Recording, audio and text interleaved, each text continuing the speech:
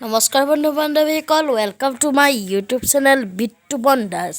আৰু মই আপোনালোকেতো নিশ্চয় জানেই যে মই আজিৰ পৰা 4-5 মাহমান আগতে গণিত বিজ্ঞান মেলালৈ গৈছিলোঁ বিষ্ণুপাঠত অনুষ্ঠিত হোৱা। আৰু তাত অনুষ্ঠিত হোৱাতে মোৰ যিটো আজি আছিল সেই আজিৰ ভিডিঅ'টো দেখাবলৈ ওলাইছোঁ।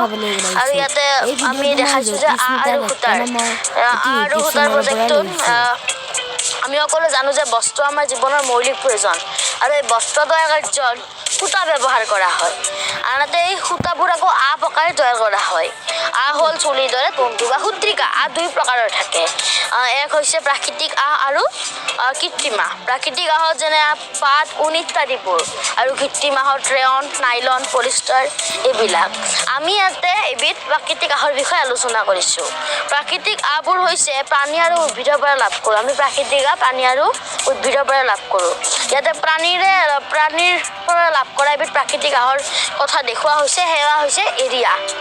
এতিয়া এৰিয়াৰ সকলোখিনি কথা জনাৰ আগতে আমি এৰী পলুৰ জীৱন চক্ৰটো জানি লোৱা দৰকাৰ। এৰী পলুৰ জীৱন চক্ৰটো ইয়াতে দেখুওৱা হৈছে।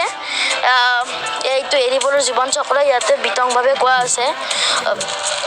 মতা আৰু মাইকী পখিলাৰ মিলন হৈ মাইকী পখিলাই কণী পাৰে, আৰু কণী পৰাৰ 10 দিন পিছত পলুৰ জন্ম হয়। জন্ম হৈ ই কুমলীয়া এৰাপাত খায়। কুমলীয়া এৰাপাত আছে, এৰাপাত খায়। আৰু সেই এৰাপাত খোৱাৰ পিছত পলুটো সম্পূৰ্ণ হোৱাৰ পিছত ইয়াক পকা বুলি কোৱা হয়। এতিয়া এইখনত দেখুওৱা হৈছে, এয়া চাব পাৰে আপুনি, দুটা পখিলা লগ লাগি কণী পাৰে। এই কণী পৰাৰ পিছত ইয়াক এৰী এগছ বুলি কোৱা হৈছে। কণী পৰাৰ পিছত এইটো যিহেতুকে 5টা দশা থাকে, সেই 5টা দশা ইয়াতে দেখুওৱা হৈছে। এয়া হৈছে প্ৰথম, দ্বিতীয়, তৃতীয়, চতুৰ্থ আৰু পঞ্চম। এই দশাটোক ইয়াক পকা বুলি কোৱা হয়। আৰু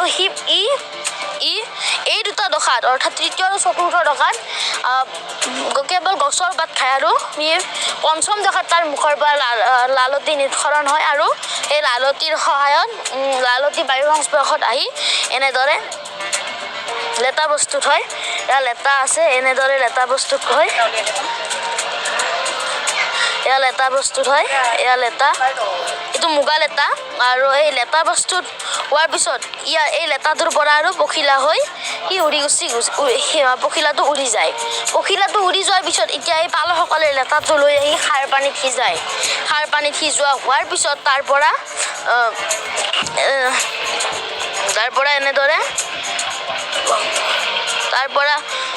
ইয়াৰ পৰা আহটো ওলাই, মই গাঁঠিটো দিব জনা নাই। ইয়াৰ পৰা আহটো ওলাই এনেকে পকাই দিয়া হয়। এনেকে পকাই দিয়াৰ পিছত, যিহেতুকে মই অলপ আগতে উল্লেখ কৰিছিলোঁ, ইয়াতে হ'ল সূতাবোৰ পকাই প্ৰস্তুত কৰা হয়। এয়া হ'ল আৰু এয়া হ'ল সূতা। প্ৰস্তুত হ'ল সূতা প্ৰস্তুত হোৱাৰ পিছত আকৌ এবাৰ এনেকে লেচা আকাৰেৰে ইয়াতে এইটো চেৰেকী বুলি কয়, আৰু ইয়াতে চেৰেকীত ভৰাই। চেৰেকীত দিয়াৰ পিছত, লেচা আকাৰে চেৰেকীত দিয়াৰ পিছত আকৌ এই যঁতৰ আছে, যঁতৰৰ সহায়ত এয়া ববিনত ভৰোৱা হয়। ববিনত ভৰোৱাৰ পিছত আকৌ বোৱনীসকলে এইটো চেৰেকী বুলি কয়, ববিন কেছ। এই চেৰেকীৰে বাতি কাঢ়ে। বাতি কাঢ়া হোৱাৰ পিছত আকৌ ইয়াত এখন সৰু শাল আছে, ইয়াতে তোলাৰ হোৱাৰ পিছত আকৌ এয়া ৰাহত বিন্ধোৱা হোৱাৰ পিছত এনেদৰে বোৱনীসকলে কাপোৰ বয়। আমাৰ লগত কাপোৰ আছে, এয়া পাট কাপোৰ আছে আমাৰ লগত। এয়া পাট কাপোৰ, এয়া এৰী, আৰু এয়া মুগা। এনেদৰে কাপোৰ প্ৰস্তুত কৰা হয়। মোৰ এই প্ৰকল্পটোত এইখিনিয়ে দেখুওৱা হৈছে। ধন্যবাদ।